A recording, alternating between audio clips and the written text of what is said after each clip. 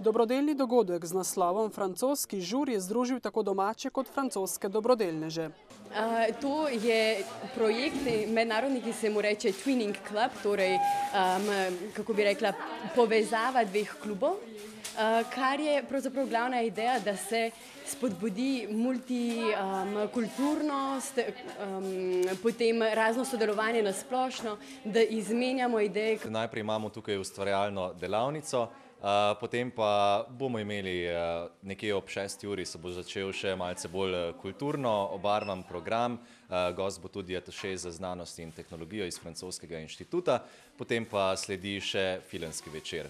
To pa je sicer šele začetek sodelovanja med obema kluboma. Pravzaprav, da se spoznamo tudi mi med sabo, da se imamo fino in da poskušamo priti do ene ideje o projektu, ki ga bomo skupaj ustvarili in ki ga bodo potem Rotaraktovci iz Novega mesta izpeljali v Novem mestu in Rotaraktovci iz Dijona v Dijonu v Franciji. V bistvu namen tega srečanja je poleg tega, da imamo delavnice in da se imamo fajn, seveda, tudi je to, da zberemo dobrodelna sredstva, ki bodo potem šla skladu Marije Lukšič, ki subvencionira šolsko prehrano in pa tudi šolo v naravi tistim najbolj socialno ogroženim učencem.